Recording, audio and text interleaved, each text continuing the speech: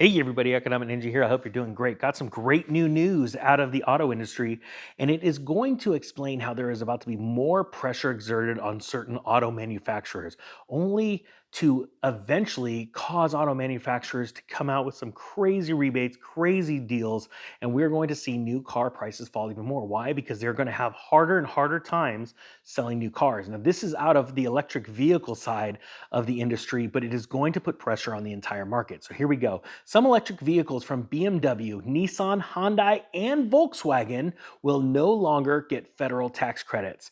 It says right here, fewer electric vehicles now qualify for federal tax credits after the Biden administration this week unveiled stricter rules for battery sources that will prioritize domestically manufactured models. The new list published by the Treasury Department includes 16 U.S. manufactured models from Ford, General Motors, Tesla, and Stellantis. Stellantis? I've never even heard of that brand. 10 of the models on the new list will qualify for the full $7,500 tax credit, with the rest qualifying for half that amount. Vehicles losing tax credits include those from BMW, Hyundai, Nissan, Rivian, Volkswagen, and Volvo cars. Some vehicles from those brands may still qualify for the credits if they are assembled in the US and if certain components are sourced domestically. Now, let me stop there and say that this is going to be a massive blow to those companies that are not qualifying for those tax credits. Why? Well, it's very simple. The consumer considers everything when it comes to the payment, the interest rate, the rebates, what kind of deals that a company is putting out there, and what can they get from the federal government. The reason why so many electric vehicles have been sold to date is simply because of the rebates given to the consumer by the federal government. When the federal government pulls this back, not many electric vehicles are going to be sold. Now, if you think of it this way, so many of these companies that were listed here have literally blown out their capacity, like building more buildings, factories, hiring employees, doing tons of research and development on electric vehicles. Why? Because they're starting to explode in value in their minds, because more and more consumers are turning in a day and age where energy prices are soaring, inflation is soaring, more people are trying to figure out how to save money. Well, that comes in two ways when it comes to auto buyers. It comes down to how much does gasoline cost, things like that, as opposed to electricity, but also how much do I have to put out, or how much can I get back, either in a down payment or get money from the government in the form of tax savings. Especially at this time right now, while people are filing their taxes, or I think they may be too late, but there's even extensions for that.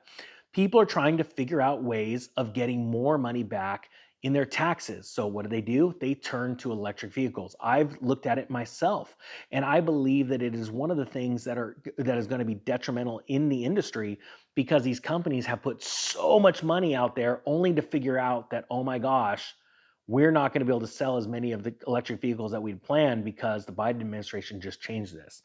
So check this out. The new rules, it says, applies to vehicles delivered to consumers starting Tuesday.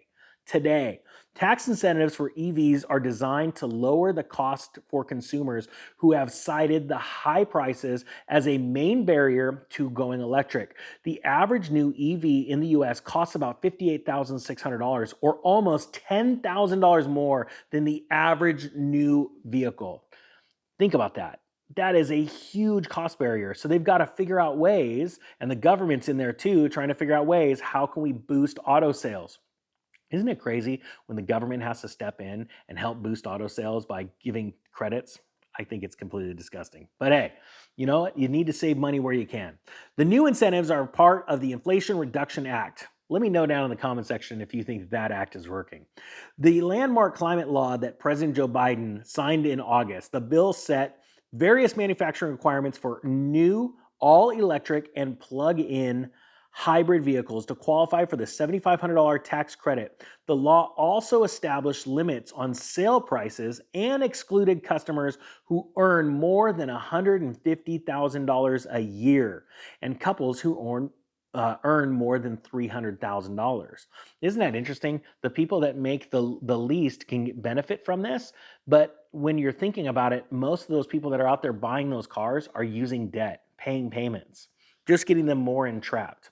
White House officials hope the updated list will incentivize automakers to move their supply chains from China to the US, which, hey, I'm going to be honest with you, I completely want to see. We want to see manufacturing coming back into this country. We want more jobs. We want good jobs.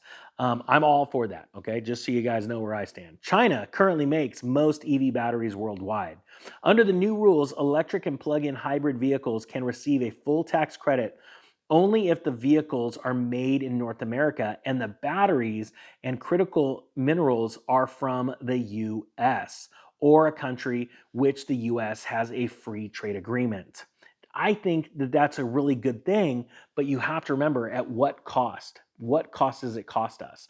And that is the thing. Now, we're talking about the auto industry, and I believe that you're going to see these companies' stocks take a hit because if their shareholders know, holy cow, you're now going to be selling less in EVs in America because of this new rule taking effect, then we don't see a lot of value. We also see it sort of as a detriment because you put so much money into it.